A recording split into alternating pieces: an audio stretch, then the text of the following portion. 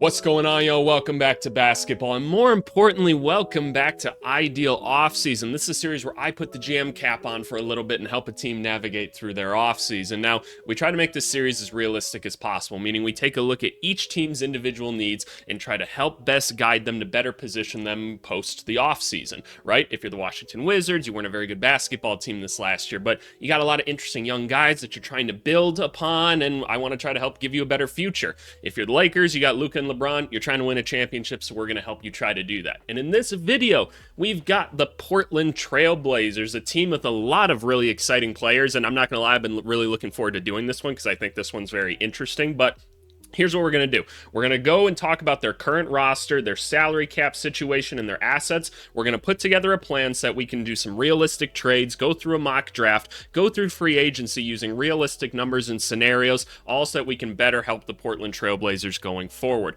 But before we do that, make sure you guys like, subscribe, and comment. I've responded to every single comment on my YouTube channel up to this point, and I intend to keep on doing so. As always, go watch the other Ideal Off-Seasons here. It's by far and away the most popular series on my channel. I think I'm really the only one on YouTube doing content quite like this, so I think it's a pretty cool thing. And go watch my Do They Fit in the NBA series videos. They are a lot of fun, and I think they're pretty unique, even though they get demonetized every single time. You guys seem to like them, and I like doing them, so we'll keep pumping those out. But anyway, let's talk about Portland. And that brings us back here to the Ideal Offseason spreadsheet. This is a spreadsheet that I created just to kind of help articulate and visualize the story that is Ideal Offseason. Really quick, if you guys want access to it, it's really simple. Go down to the description of this video. You'll see a link to join my Discord. Click that, join that, it's free. And then you go to the announcements channel, and there's going to be a link to download it there. Also free. Post whatever you make, have some fun with it. Yeah, anyway, let's talk about Portland. What an interesting season, right? This team, when you went into the season, you were like, okay, there's like this weird mix of like talent that you can't like not play on the team. And there's also these young guys that you kind of want to put on the court and see what happens. And it just wasn't the best mix, right? They're like, kind of in this spot where they're trying to rebuild, but there's some roadblocks in the way on their roster. The team wasn't too great to start the year, but they kind of had this hot streak at the end of last season where a lot of things started coming together. We started seeing a little bit of shine out of some of these young players, and I think if you were to ask a lot of Portland fans, they're like, okay, let's just kind of get these guys out there on the court and let's see what we can do with these guys, because we've got this interesting young core and a couple really fun basketball players that I feel like maybe the average NBA fan isn't even completely aware of, and so we're going to be giving them some attention today. I can promise you that. But overall, I try not to put too much emphasis on like the end of basketball seasons. Like March and April in the NBA aren't always exactly real per se. I've talked about that in a lot of other videos. If you're curious what I mean by that, you can ask me down in the comments. I'll try my best to explain it. But in essence, though, I do believe in a lot of the players on this team. I think it's a very interesting group. Now, are they on the path to contending anytime soon? Probably not, but I think what the Portland Trail Blazers haven't done historically very well is building rosters to kind of help support the growth of younger players, right? We can look at guys like Scoot Henderson, we can look at guys like a Shaedon Sharpe or something, right? And up to this point, I don't feel like the organization's done a very good job of being like, okay, we just took this player that's very good at this, right, with this high draft pick. We're not going to really let them do that at the NBA level, right? Like when Scoot Henderson came into the NBA as like a pretty highly touted pick, right? Someone that I think is extremely talented. They go and put him with a center like DeAndre Ayton that's completely contradictory to his play style. And it doesn't really help him out at all. They throw him out there with like no shooters, no spacing. And I'm like, okay, well, how is this guy kind of supposed to have success? And I feel like the front office just has not been very good at that as of late. But again, the talent is here, so what we're going to do today is kind of help restructure this out a little bit so that we can maybe see a bit of the shine that's beneath the surface. But let's start off with talking about the roster. If you're new to these videos, ABC, what are these numbers right here? These are EPM numbers. EPM stands for estimated plus minus. It's basically this really, really advanced statistic that we have in basketball that gives us a numeric value as to how good somebody is at offense, defense, and then just overall as a player. I then take those numbers and index them so that we can get a 0 to 100 score comparing them versus everyone else in the NBA. 0 being the worst at something, 100 being the absolute best in the NBA at something, right? So As always, statistics don't never tell a perfect story. They tell a story, and I think this is one of the better statistics that we have. It's pretty all-encompassing in a lot of ways and very individualized, but I never want you to just be like, oh, Ryan Rupert here is the 10th percentile. He's just absolutely ass. Well, there's context around that we need to talk about and understand, because there's things that stats can't capture. But anyway, they're here on the screen just to kind of help us tell the story. First guy here, DeAndre Ayton, on the last year of what was a max contract extension at the time. DeAndre Ayton's a really good basketball player. Like, he's a really good player. He doesn't always play basketball the right way, though, and I think we all kind of understand that. I've personally been on the other hand, or on the other side of a DeAndre Ayton ass whooping, which is it's something, man. I'll tell you that. But DeAndre Ayton, really big, really strong, really athletic, really skilled in a lot of ways too. Like, we all know how much we hate how much he kind of operates kind of around that free throw line and shit like that, and it's annoying. But he can really go get you buckets if you really need him to. So he's got value and everything. But the problem is he clogs up a lot of operating space for modern basketball and like sets that you like to try to run in certain areas. And I personally think that that's hurt the development of guys like a Scoot Henderson and like a Shaden Sharp, maybe even Denny in some ways. But he is talented, though, and he has use somewhere. You'll see he's kind of just like average all around the board, and I feel like if he went to a place that could really like rope him back into kind of like what they had going with like Monty and Phoenix, like you could get something pretty productive out of him. But thankfully he's on the last year of a contract, so he won't be too hard to move, and we are going to try to move him in this video. Jeremy Grant, who got a really weird contract from this team at the time, and it still continues to be a little bit weird. Pretty solid basketball player overall. He's falling off pretty considerably in his ability to get to the rim, which was kind of his strong suit. In a lot of ways, like he can't really get there anymore. He's not the best finisher at the rim, at least in this last year. Maybe it's just an off season for him. It's hard to tell. Again, it wasn't a very well constructed team. So again, that's part of the context that we need to take into account to be like, okay, well, he's playing with all these other guys. Maybe that's kind of hurting him a bit much. But defensively, he's still pretty solid, and it is a hard contract to take a look at. I'm not exactly sure how we're going to move it, but we'll explore it. Anthony Simons here, offensive powerhouse. Defensively, not all that great. He's got 1 year left on his deal, and honestly, feels like another guy that, look, we've all seen 1,000 Anthony Simons trades this offseason. We're going to make one as well in this one. It just doesn't seem to make sense to keep him on this team and give him another extension. It doesn't feel like we're actually building towards anything if we do that. But overall, Anthony Simons, really, really good offensive player. I actually think he has potential to be a good defensive player. Well, everybody does to some extent, right? But I just don't think he's ever necessarily been, I guess, put in situations where he can get a little bit better at those. I don't want to go into too much detail on that, but I'm just saying I think he can be at least like an average defender. Let's talk about Denny. Denny's my favorite player on this team. He is absolutely awesome. Transition, he's amazing. Denny's one of those guys where we were talking about earlier, you draft a guy and then you don't let him do like what he's supposed to do, and you wonder why it doesn't work, right? When the Washington Wizards drafted him as a guy that was extremely ball dominant, coming from like overseas and stuff, they're like, wow, it's one of these point forward guys that everyone kind of covets, right? He likes to play in transition, likes to play fast, get others involved. Well, then they didn't really let him do that all that much, and at the end of his Wizards career that last year, he really started to ramp it up, and then the Wizards traded him for God knows what reason. That made no sense to me.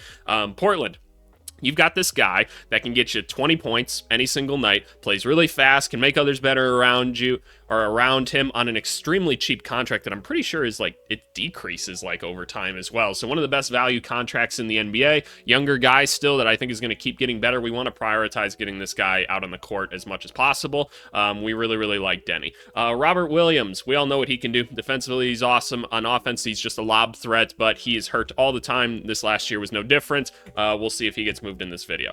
Matisse Thybulle, another guy that was hurt most of the last season, but overall, like, we know he's one of the best, like, one-on-one kind of defenders in basketball, always getting his hands in the passing lane. He's become a much better three-point shooter if you haven't been paying attention the past couple seasons. So I'm not mad if we keep Thybulle. He's definitely going to accept his player option because, again, he was hurt this last year. So I think that's fine. I'm cool with having some 3-and-D on the team. By the way, I want you to notice, like, some of the young guys that we're going to be focusing on here have a lot lower defensive numbers, and that's something to pay attention to. We got to keep a little bit more defense on the team so that we just don't have all these young, not as talented defensive players out there just kind of running around like chickens with their head cut off. We need to support them with other defense. Let's move on to Scoot Henderson, team option. We're definitely accepting that team option here. Scoot Henderson came in as this kind of highly touted prospect, maybe kind of John Wallish, right, in the sense of like extremely talented athlete that can get up and down the court. One of the things that I liked about him when I was evaluating him, because I also put him that high in a lot of my rankings, and I was doing things professionally at that point, is I was like, wow, this guy just kind of really seems to like get like the first couple parts of offense really well already, which is like, okay, he knows how to play with some pace, he knows how to get in a pick and roll situation and can kind of operate with like lob threats and stuff like that. I'm like, wow, that's really cool, especially for a guy that can get up and down the court so much. He doesn't play too sped up. And then Portland just kind of didn't really let him do stuff like that. And again, DeAndre Ayton's in his way, so he comes off these screens and Ayton doesn't really go anywhere, and Scoot's not a great shooter, so I don't really know what he's supposed to do in those spots. So we're really going to try to pull the talent, or I need to say this correctly. We need to make sure we put a team that makes sense around Scoot Henderson. Otherwise, we just wasted this draft pick on nothing because we didn't do like the basics even to support him with anything. So Scoot Henderson, we like him a lot. We want to make sure we provide for him. Shaedon Sharpe, team option again. We're going to be accepting that. You're going to have to start talking Shaedon Sharpe extensions and stuff like that at some point. We're not going to talk about that in this video. I'm not the biggest Shaedon Sharpe guy, mostly because for the past couple seasons, I'm kind of like, I just don't know what I'm trying to make with him. Like, incredible athlete, incredible talent, but he doesn't really seem to understand basketball that well. Portland doesn't really seem to be teaching it to him all that well. But this last year, I'm not going to lie, like, I actually saw like quite a bit of growth in like his game, and again, it's still flawed in a lot of ways, but I'm like, okay, he is taking his time and reading things a little bit more now, and there is a little bit of this. I'm still skeptical overall because, that's my job as a scout to be that way. Only so many people can be great, right? I think all of us think that everybody's going to be great sometimes, and like not everybody is, but I'm like, yeah, let's at least keep trying, right? He's extremely talented, scoring like 18-ish points a game in the NBA as a 21-year-old, right? Like that's saying something right there. We got to keep trying to nourish that and put the right pieces around him. So we like Shaedon Sharpe. Donovan Clingan, rookie from this last year. I believe he was like number 3 or 4 on my big board this last year, and I think Portland Trailblazers fans kind of saw why, right? Defensively, he was awesome, and we should probably just start off by saying he looked so out of shape last season. I don't know what was going on with him, but he used to be so much more mobile than he was coming into this season. It really caught me off guard, so hopefully somebody's addressing that. I don't know if he was injured or not. I don't have any intel on it, so I don't know, but defensive monster. I loved seeing the like 2-point, 14 rebound games that he'd have with like 4 blocks or whatever. Awesome stuff. One of the things I thought was really cool about him coming in is I'm like, I see the hints of him being a really smart, just like basketball player, to where you can give him the ball kind of at the top of the key and just let him play make for others, be that kind of Sabonis, Bam Adebayo type of hub. And the Blazers did start to do stuff like that. And all of a sudden, guys like Shaedon Sharpe and Scoot Henderson, because they have guys that they can work off of now, started to play a lot better, and the Trailblazers started to win a couple games, and so we saw some of that. You saw a little bit of the three-point shooting, like it might be kind of there, but Donovan's definitely the center of the future going forward. We got to clear some space for him to get some playing time. Chris Murray. Ooh, not quite the same as Keegan. Pretty good defensive player, but we have yet to see any real offense out of him. He's got a team option that I'm just going to accept because he's cheap. Why not? But if he has to be thrown into a move, then be it as it may, right? Duop Reith, non-guaranteed contract that I'm going to guarantee. I like Duop Reith. Again, just kind of a lob threat kind of guy, not the smartest defensive player of all time, but he's athletic, so he can make plays sometimes. It's a little bit easier for big men than it is for guards in that instance, but again, one of those players where you play him with like a Scoot Henderson, you kind of see, oh wow, Scoot Henderson's one of the best like pick and roll players in basketball, so we can see him kind of use that lob threat and get to the hole a little bit more. It's better for everybody. I'm not guaranteeing you he'll be around by the end of this video, but I guess we'll see. Ryan Rupert, he's got a team option. Hooey, I know Portland Trailblazer fans, I had a lot of people tell me that he was going to be really good last year in ideal offseason. I was like, you guys really think so? Like, he's a young guy, and I believe in all the young guys. Like, I'm going to keep fighting for him, but I'm not necessarily seeing it. It's a team option, and I think I'm going to need the roster space, so I'm going to be letting go of Mr. Rupert. Sorry. He showed a little bit of three-point promise in his first year. It took a big dive this last year. And again, don't want to give up on him completely, but for the sake of this video, I think I'm going to need the roster space. So He's going to go. And then Tamani Kamara, a guy at the end of the roster here, non-guaranteed. I think we should let him go. No, could you imagine? Could you imagine? I think Portland Trailblazers fans might have just had a little heart attack. Like, yes, Tamani Kamara actually coming in at like the highest overall player rating on this team, and that's probably correct, honestly. Tamani Kamara is awesome. Like, defensively, like, monster, right? Doesn't quite fall into that, like, top tier of, like, defenders, but he's really, really good at what he does. Came in as a rookie, and I was like, wow, look at this interesting guy. And I didn't really even scout him at all, so he was quite a shock to me. I'm like, oh, this guy kind of has like the basis of an offensive game down right now. Like, he's got a little while to go, but I'm like, oh, he's got this little floater. He's ripping and he's attacking closeouts correctly. That's cool. And then this year he brought a little bit more again. Like, he got a little bit more creative with the ball, and he's hitting some open threes and doing a little bit of everything on offense. So look at this. We got a above average offensive player, honestly upper 2/3, and then we've got almost a top 10 percentile defender. Young, small forward. Yeah, sign me up. We're guaranteeing your contract, my boy. This is one of the best value contracts in the NBA right here.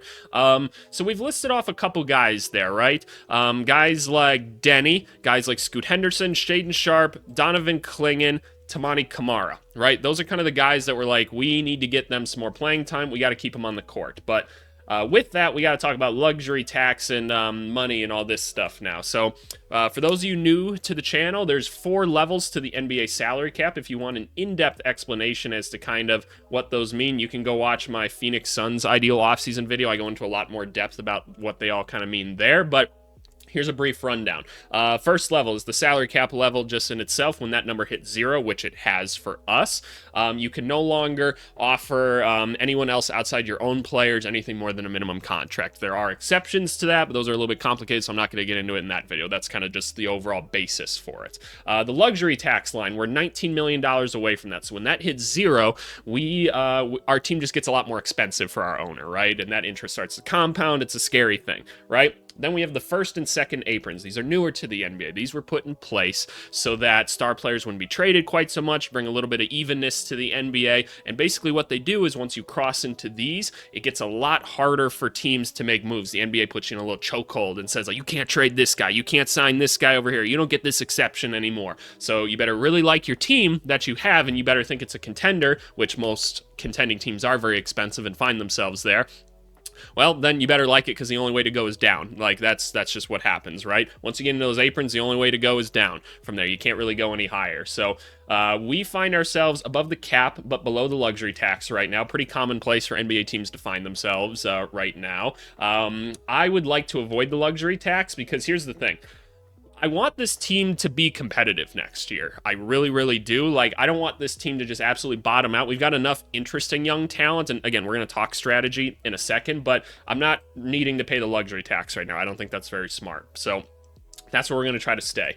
Draft pick-wise, it's not a great arsenal for how not so good our team is, right? This team isn't very good. It didn't even make the play-in, right? We saw a little bit of hope and potential, but the West is pretty dang good, right? And we don't exactly have a treasure trove of picks. You'll notice the 2026 first-round pick is missing. That's technically lottery protected. I think it's to the Bulls, actually, which, look, I do want this team to be competitive. If they make the playoffs, great. I think that'd be interesting for this young group. I think that'll be hard with this core, considering how good the West is. But again, I want this team to be competitive next year. I want to give these young guys a chance to go out there and do something and try to develop. Otherwise, this team is just running in place and doing nothing, right? So if we lose that pick, so be it, but I wouldn't mind gaining some more assets along the way too, just because we really don't have that many to speak of for not being a very good basketball team. So with all that being said, what's our strategy now? What's kind of going on here? Well, again, main thing is we got to get the young guys on the basketball court. I want to get them out there and playing, and we got to figure out who's worth keeping and who isn't, right? Because right now we're just running in place by playing some of these other guys a ton of minutes. The Jeremy Grants, the DeAndre Aytons, the Anthony Simons that we know probably aren't a part of our future, right? But we also know that the right way to build a successful basketball team, look at the Detroit Pistons, right, this last year, you need to have the right vets and role players around them to support them, right? So that's another thing we're going to be looking for, is to try to find players like that to support this group and help this group grow and build in the right direction. So the other thing we have to keep in mind, though, is the level of competitiveness that we want this team to kind of embody this next year. Again, all these young guys, I keep saying I want them to be competitive. Like, I want to be realistic and say that this core that we're kind of talking about probably doesn't win you a ton of games in the NBA, but we have to see what they're capable of, right? We just have to. Otherwise, what was the point of any of this, right? Like, I feel like these guys can be something, so I want to see what that is so we can best figure out how to build them going forward. But if you were to look at this group, do you really see that like 1A option that's worth building around? Maybe not necessarily. And so that's kind of the tricky thing with this group, right? Is it's in this weird kind of in-between purgatory of things. So I'm not just going to be throwing out draft picks left and right, trying to go get like stud players or whatever. I think this next year just needs to be, okay, keep cap flexibility, right? Like, we don't want to take on anything like too crazy in terms of long-term money on this team. We got to get some vets on this team, right? That is the best way to help these young guys grow, is we need to get some vets on the team, right? Probably need to get some shooting and some spacing, because we're missing a little bit of that with this group. We want to get the young guys playing, and we're not just bottoming out either. So with all that in mind, let's start moving on to the trade portion of the video and try to make some moves happen. And that brings us back here to Fanspo. Fanspo is a really cool website that lets you do like mock trades, mock drafts, all these other cool little resources that they have here. I'm not sponsored. I just kind of like to give them a shout out every time because I think it's a cool website. And by the way, did you just skip like the last 15 to 18 minutes of this video? Oh my God, you ignorant swine. Go back and watch it. You just missed out on so much context. Why? I know about 55% of you did that. Normally it's 65, but that number's been decreasing. So more and more of you are starting to watch the actual like substance part of the video where you're learning why we're doing what we're doing. And then I don't have to see dumb comments of like, EVC, why'd you do that? Well, no, you skipped the video. That's what happened. But anyway, trading people. That's what we're here to talk about right now. So we've got 3 open roster spots currently. We've got 1 pick at pick 11 this year, which is great. We can add another interesting young talent to this team to kind of help support this group. That's awesome. But free agency. Is there anybody in free agency that we're trying to bring back? Matisse Thybulle, we already talked about him. Delano Banton's I like Delano Banton a lot. I've actually been on the other side of playing against him as well, and I think Delano Banton's a cool player. I like him a lot. I don't think there's going to be a role for him this next season, so I'm not going to hold a roster spot open for him. If it gets to that point where we have a spot available, cool, but I'm not going to hold out hope for it. And then we already talked about Rupert. I don't need Jabari Walker back on this team. I don't think he's that good at anything in particular. I know some Portland Trailblazers fans really want to believe it, but the reality is the reality, unfortunately. And then McGowan's and Minier, don't need to worry about them. So we got 3 roster spots. Who do we want to move first? I think the Anthony Simons move is probably the easiest. So let's start off with that. I see 2 teams, maybe 3, that make a lot of sense. The Orlando one that we've drawn up 1,000 times. I see the Miami Heat as one where we could do like an Anthony Simons, Terry Rozier kind of swap. That way we still get a point guard back. Maybe we collect a couple second-round picks along the way as well. That could be kind of interesting, and we don't take up a lot of long-term salary. That could be something, right? And like Miami could benefit from him as well. There's probably also a way to do a Dallas trade here because they need a point guard just kind of for this season. I'm not sure what we would actually get from them that we care about that much, because again, we're not looking to take back somebody that's going to take away playing time from other people, right? I'm not really wanting to do that. If we were to do an Orlando Magic trade, right? We all understand, we've done this trade 1,000 times, right? We know why Anthony Simons to the Magic makes a lot of sense. They need scoring, they need offense, they need someone that can dribble the damn basketball. That's what Anthony Simons can do, right? He can get buckets in an instant for you. He's 20 plus every night that if you throw him out there for enough time, right?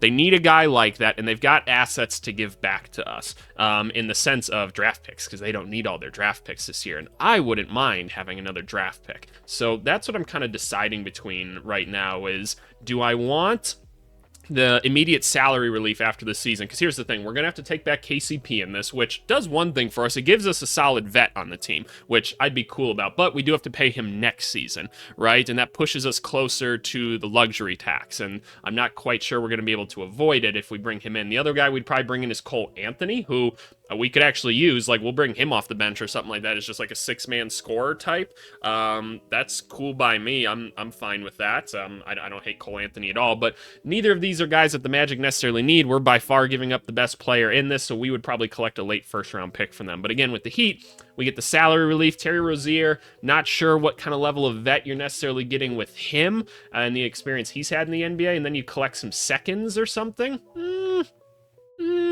I don't know. I don't know what I would rather have here. I think what I'm gonna do, and again, the Mavericks one, I'm sure we could figure out something with that, and maybe even a Phoenix Suns one. But I think what I'm gonna do is I am just gonna go with the Orlando one. I think it's simple. I know it's probably expected, but let's just draw it up quick. So KCP goes over there. Cole Anthony goes over there, and then we're going to take pick 25 with this. I don't think it's pick 16. I think we get their second first-round pick out of this. They don't need all these draft picks anyway. They can't roster them all, so this makes perfect sense, I feel like, for both teams. We've all seen it a million times. Cool. Nice, simple trade. We do take on more money, which is a little bit scary. Because again, we're riding a thin line right now. So this is now Kentavious Caldwell-Pope. Cool, I need to expand this so we can see all of them. And we've now also added Cole Anthony to this group right here. So we lost about $7 million in cap space right there. And this actually allows us to move Scoot Henderson kind of into our first 5. Again, do whatever you want with the lineup and the rotation. I don't care. I just have it here to kind of visualize it in the video more so. And now we have Kentavious Caldwell-Pope here. So we got a vet. We got a guy that hopefully can shoot the basketball. Hopefully, I'm hoping he can play off guys like Denny or something like that a little bit more than he was able to play off of guys like Franz and Paulo in Orlando. I knew the Kentavious Caldwell-Pope thing wouldn't work in Orlando, but it's whatever, right? I get what they were trying to do. So cool. That's fine, right? Oh, we also now have, is that Orlando's pick? Is that what we collected? No, it's Denver's first-round pick. So we now have the Nuggets, 25 first-round pick. We now have pick 25 as well. Cool. I think that's fine. I'm chill with that. DeAndre Ayton's next. That's probably the next guy I want to try to move, right? How do we move DeAndre Ayton? Well, like I said, he is a valuable player. Like, he really is. It's more so just a matter of, like, okay, who needs a center and who doesn't want to, like, who is okay with it maybe just being a 1-year trial period, right? I say what we do is we just look through all the teams and be like, what are some possible destinations? Like, these teams right here, like, maybe you could do a Bucks, like, Damian Lillard level thing, but for the idealness of this video and it being more so about the Trailblazers, not all that interested. The Hawks, probably not. The Bulls are probably a potential destination just because maybe they're trading a Kobe White this offseason. Knowing the Bulls, they probably won't, and maybe they move on from Vucevic, and they don't want Josh Giddey all by himself with no other offense on the team. Ayton could provide that for a season. That's kind of interesting. The Miami Heat, they've got enough bigs. The Toronto Raptors, no. Brooklyn could just take them on for us, but that doesn't seem to make a ton of sense. None of these other teams, probably. OKC, Houston, no. The Lakers need a center really bad. And here's the thing. LeBron is doing like a 1-year contract thing right now. Maybe this is the last hurrah for him. I don't know. So maybe you want to maintain some cap flexibility after this. I mean, Dodo's on a 1-year, Rui's on a 1-year, LeBron's on a 1-year, then Ayton's on a 1-year, right? And he could be on a team with a really smart coach and really smart basketball players that can just put him in the positions that he needs to be in at all time. Like I said, he's extremely talented, so I have no doubt he'd be actualized really well there. So that's probably option number 1 right now. Denver, no. The Clippers, no. Timberwolves, no. Unless they wanted to do a Rudy swap, and I don't really want Rudy. The Grizzlies need a center, that's for sure. We could look at something with them. That one's going to be a little bit harder salary cap matching-wise, because, again, it's all this money. Did I cancel the Orlando Magic trade? I did. My bad. Let me just fix it really quick. Everybody calm down. Everything's going to be okay. Move them back. Pick 25 comes back to us. Cool. I didn't add a third team. That's on me. The Warriors could be another one. I don't think they can afford him, though, and we're not making them give up, like, Draymond Green. That just doesn't make sense. The Kings, no. Like, I've seen a couple people talking about, like, Sabonis things, and when I mean a couple, I'm talking about a lot of Portland Trailblazers fans for some reason wanting to go after, like, Sabonis. That doesn't make sense to me. Don't quite understand that. Sabonis is a good player, but why? Like, you're not really that close to contending. Why would you go after a player, like, that good right now? Dallas, no. Okay, this has to be the Lakers. And the Lakers, can make this work, right? They've got the contracts to make this work. I think this is pretty simple. I don't need Rui Hachimura. I really don't want to bring him in. I just want guys that are going to be off the salary books or just be kind of role players for us. That's what I'd like to take in. And the other thing I want is I want this 2031 pick. I told you guys I want to add another draft pick to the arsenal here to kind of have in our repertoire. I want this 2031 pick. They were willing to give it up for Mark Williams. I think we can get it for Ayton, but it's going to be a little bit more complicated. So let's just draw this out. We give you guys DeAndre Ayton. There you go. He's an expensive player. I need to take a couple guys off your team. I'll take Jared Vanderbilt off your team for salary purposes. It's fine. He can be a role player for me. Just get some rebounds, play some defense. It's fine. Maybe he won't play a ton of minutes. It's $11 million. We're probably not going to be good within the next couple years anyway, so it's not a big deal. I can take him on. I don't want to take on any more money than this, though, long term. That's the only contract I'm really willing to take on at this point. Gabe Vincent, yeah, you probably have to throw him in to this trade. That's fine. Might try to reroute him later. And then Maxi Kleba, who I actually have on pretty good authority. Dude's a pretty great locker room guy and pretty good on-court coach. Kind of the guy I'd like to have on this team, right? Again, we want more vets. We want more guys that can really teach these guys, and I hope you guys can understand this. I know some of you, almost all of you, don't actually work in like basketball, and you don't actually know what it takes to grow a team. You need these type of guys on the team to get more value out of your young guys. You will get a better Donovan Clingan and a better Scoot Henderson and a better Denny because you have a KCP or a Maxi Kleba on your team. You need vets. They're so important. Okay. That trade works financially, right? That just works. Cool. Yeah, that makes sense. I'm good at mental math. I want this 2031 first-round pick. But here's the thing. They're going to say, hey, expiring contract, we don't know what we're going to have to pay him or whatever. We're going to say in the argument, we took 3 players that you just don't even want on your team right now. You need a center desperately, right? Here's the thing. I can sweeten the pot a little bit, though. You need more than just one center. You need a center rotation. I can't give you Robert Williams for financial reasons, but I'm willing to throw in Reith for you here. I do like Reith. I really do, but for the sake of maybe getting this pick very almost unprotected, I'm going to say we'll let it be like top 3 unprotected or something. Send that back to us here, and then I'm cool with this because we also need to open up some roster space as well to actually use our draft picks. So that's another reason we have to send Reith away, because otherwise we're running out of draft space to use the 2 draft picks we have this year. So I'm fine with this. The Lakers get a whole center rotation out of us, and we got a first-round pick. We got some vets.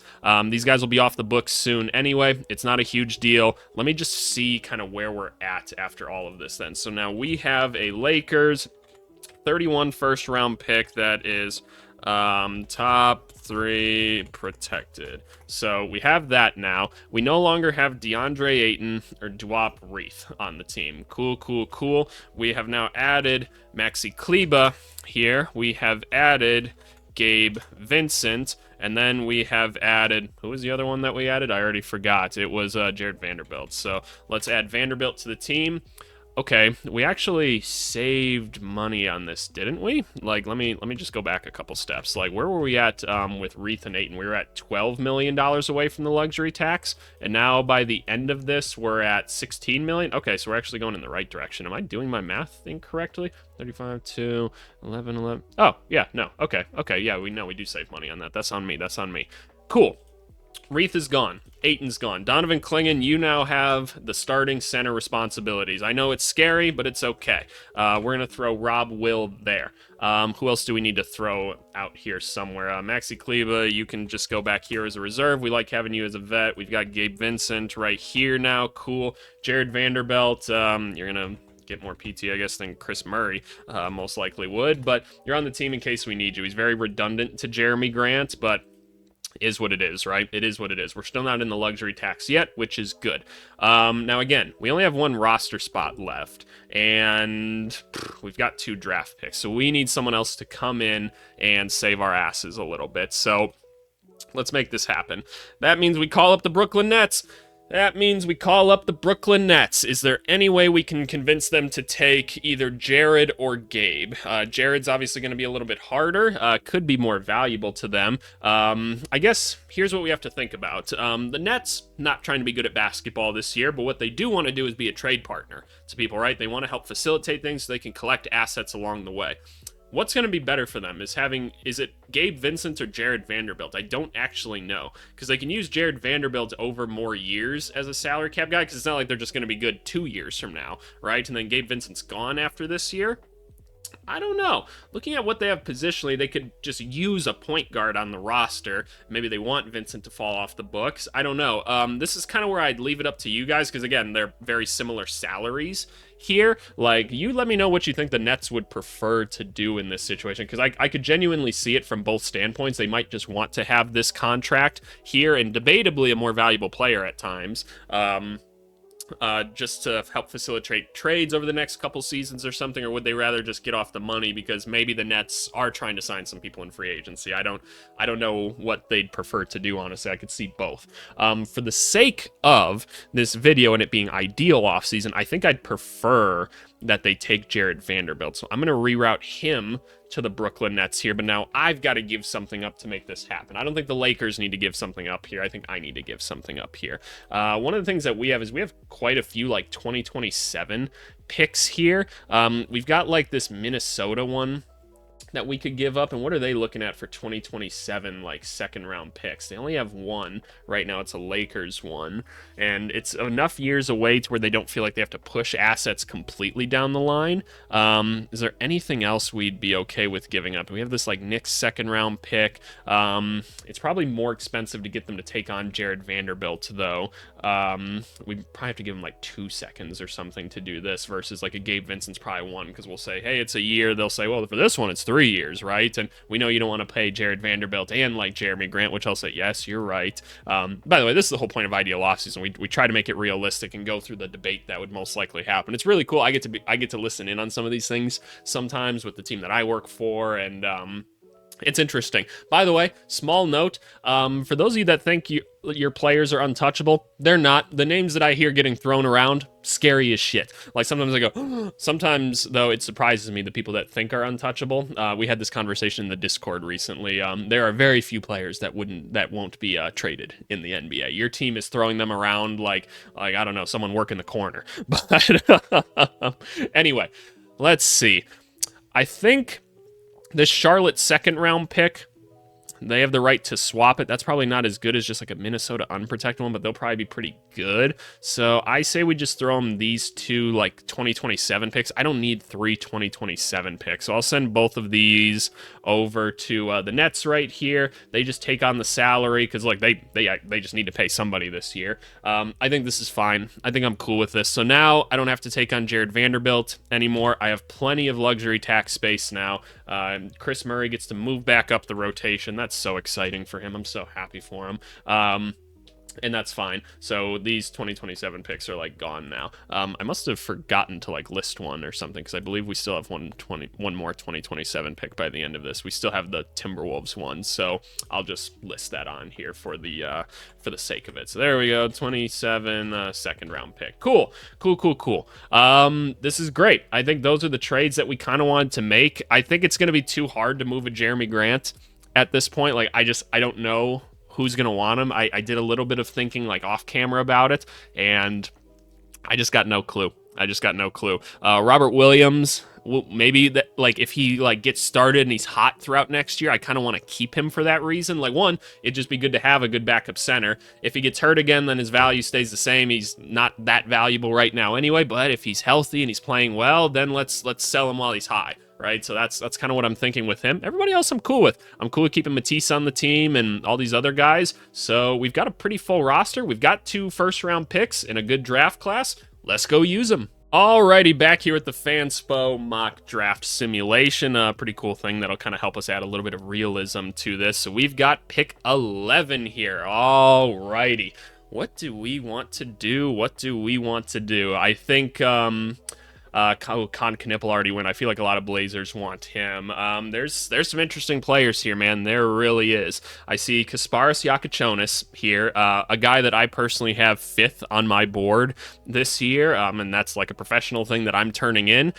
So we got him here. It's also important to note, for the 25th pick, there might not be as many guards at that point in the draft. So it gets a little bit more forwardy at that point in the draft. So it might be worth taking a guard here. But another thing to keep in mind is we want to get players that support these guys. We said we want to support guys like this. If I get somebody that's very ball dominant, well, now what's the point of having Scoot Henderson and Denny, right? We're wanting those two guys to be our primary ball handlers and then giving it to Shaedon Sharpe at times a little bit too, right? And I do have like a Cole Anthony, and he's not a part of the long-term plans, but like I've got plenty of options of guys that are going to need the basketball this year, and I want to see a little bit of Donovan Clingan hub. And while I like that Yakachonis is able to play without the ball a little bit, it's not exactly the option that excites me a ton in this case, just because while I think he's maybe the best player available right now, I want to be true to the point of this video and do what the Trailblazers need to do, and that's support the guys that they already have on the team. So what that's looking like to me is I think we need some shooting, some guys that don't need the basketball, that can make Scoot Henderson's life a little bit easier, that can feed off of Denny and Donovan and Scoot when they're attacking the rim or something like that. And that's when I start to look at Cedric Coward, Liam McNeely, maybe Jace Richardson, Carter Bryant. All guys that probably don't need the basketball a ton. Like Cedric had the ball a lot in his 6 games in college. A lot of it was just kind of going back to the basket and making tough shots, but he can shoot the shit out of the basketball. He's strong. He should be a good defensive player. He knows how to come off screens well and stuff. And again, we know he's going to be able to shoot. So I don't mind that whatsoever. Liam McNeely projects to be like entirely an off-ball guy. Like as soon as he starts dribbling the ball, he can't shoot anymore. Could be a solid rebounder for us. But again, he didn't actually shoot that well in college. He's a little bit younger. Carter Bryant's more of an upside type guy, another project. Again, probably not a guy that's going to need the basketball, but long-term could be an interesting 3-and-D guy. Jace Richardson's a guard that doesn't necessarily want to have the basketball a ton, but he can shoot. He knows how to play off-ball really well. I think that could be interesting. I think where I'm leaning, though, is probably more so towards Cedric Coward. I think he's going to be a little bit more ready to go coming into this draft class, and I know this guy can shoot the shit out of the basketball, right? So I can just picture, like, okay, Scoot Henderson, Shaedon, Denny, they're trying to, like, get all this dribble drive kind of action going. You got Clingan running dunker spot. You got Kamara who can attack closeouts well, and then you're subbing in guys like Cedric Coward who are coming off screens and having a bit of gravity because they can shoot the basketball, creating space for these driving lanes. So for the, what pick are we, 11? I want to take Cedric Coward here. Let's throw Mr. Cedric Coward right here. He would make this much money. I'm glad that we have so much room before the luxury tax. I was really worried we were going to have trouble with that this video. So he gets a nice 4-year deal.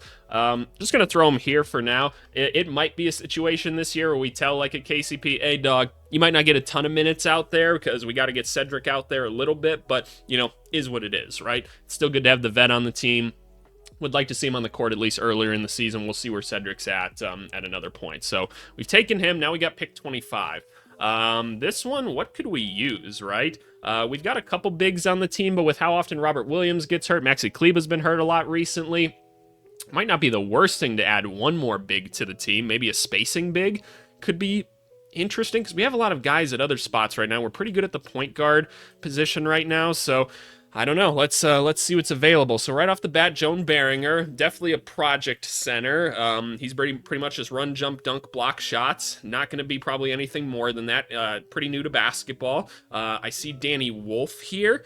That's an interesting look. Danny Wolf also has the potential to play maybe not center because he can also put the ball on the floor a little bit. And you see now I'm starting to enter a territory where it's like, okay, Danny Wolf is interesting, right? Because the whole pick and pop nature, he's a really good passer. He can put the ball on the floor a bit. Are we doing a disservice to Danny Wolf, the thing that we said we don't want to do, by taking a guy like that, knowing damn well we're trying to put the ball in Denny's hands and Scoot's hands and Clingan's hands even a little bit, and Shaedon? That's how I kind of feel about that, so I'm kind of thinking I want to avoid that a little bit now. There's Walter Clayton here. We don't really need that kind of scoring guard necessarily. There's Noah Penda here, who's an interesting off-ball player, really physical, big and strong dude. used to playing without the basketball. Maybe feels a little bit redundant to like the Kamaras, the Matisse Thybulls, like, and we're gonna have Grant for a while still, so I'm not sure if that's the way to go. We could go with Sarah if he's a more long-term project, needs the ball as well. Interesting. There's Kobe Brea. There's the shooter we could be talking about. We take him in way too many videos. I feel like we haven't taken him in a while, but we're not taking Kobe Brea first round, most likely. Who else has been taken already that would have been interesting? Maybe a Sorb or Rasheer Fleming could have been cool. Rayno could have been interesting, but he wasn't going to most likely fall to us there. Maybe it is Danny Wolf, man. Maybe it is. Maybe we say, look, you're not going to get to have the ball quite as much as you did in college, but maybe what ends up happening is you're more of a short roll type of guy, right? That's a really important thing in basketball, actually. If you're going to have, like, people be as good at with the ball as, like, Denny or Scoot or something like that, having that short roll option is pretty important, and I don't think that's what Klingon is. Wolf would 100% be that. Denny's actually a great option for that. He is, like, probably the ultimate short roll guy. But maybe just having another big or something, presuming that we'll try to do something with Robert Williams, or we just think he's going to get hurt at some point. He is a little bit older, so maybe just considering who's available. Again, I feel bad. This feels extremely hypocritical to take him, but I just don't see anything else that I really want that's not going to give me either the exact same problem or it just doesn't make sense. We could trade the pick, but I don't know who we'd be really targeting with that. I think I'd just rather add another shooter kind of at that center spot, because when you look at it here, like, Denny's an okay shooter. Like, Grant actually not a bad three-point shooter. He's just not shooting the ball well in general right now. Chris Murray can't really shoot it. So maybe it wouldn't be the worst thing to add a little bit of shooting to the front court here. So, all right, fair enough. We'll take Danny Wolf with the 25th pick. Again, I feel bad. It feels hypocritical, but at least these guys could play well off of the guys that we're trying to benefit right here. So there's Danny Wolf. Just throw him. We're going to move Maxi Kleba down, and we're going to move Danny Wolf here. So we drafted two kind of older dudes, maybe more mature guys that are going to be able to space the floor, hopefully play off of these guys, let them do what they're supposed to do out there, and hey, maybe they become starters for us long term. Who knows? But I'm happy with this. I'm happy with these draft picks overall. I think this was a good thing. We'll get rid of these, and you'll notice here, we're out of roster spots, so this is another video where we don't have to go to free agency, guys. We're done. This is the 2025-2026 Portland Trailblazers right here. So let's recap here. So we prioritized the young guys. We said there are enough really, really interesting young players on this team that haven't gotten a chance to shine. We're thrusting them into the starting five this next year, and we're going to let them play. But we wanted to make sure we supported them with some vets. So we went and got the Maxi Klebas. We're keeping the Jeremy Grants on the team. We went and got Contavious Caldwell-Pope. Gabe Vincent's here, right? We've got some more mature players that have been on some winning basketball teams that can support these young guys. It's really, really important. This reminds me of, like, what team was it? I can't remember exactly what team I'm trying to think of. It feels like that one Minnesota Timberwolves team where, like, Zach LaVine was on it with, like, Karl Anthony Towns and, like, Wiggins, but they had, like, a ton of really old guys on the team as well. Like, they had Kevin Garnett. I think it was Tayshaun Prince. Somebody else was on that team. I can't remember the other old dudes. They had, like, Ricky Rubio on there. I think Andre Miller was on that team too or something. So that's kind of the vibe I'm going for with this. Like, let's see if we can't help raise the talent level of some of these young guys by supporting them with all these veteran players. We had another first round pick, which is cool. So we have a bit of future assets going forward, and we're trying to win some basketball games this year. If we can make the play-in, that'd be cool. Maybe spark some things that keep pushing these guys in the right direction. And we took some interesting rookies that we think will be able to play well off these guys, but not demand the ball too much. So I'm feeling pretty good about this. I'm feeling, wow, I didn't realize Maxi Kleba's numbers were this low this year. Oh boy, but that's why we have him down there. But anyway, we avoided the luxury tax as well. That's good. This gives us flexibility going forward because all these guys are coming off the books at the end of this next year. No more of this, no more of this, no more of this.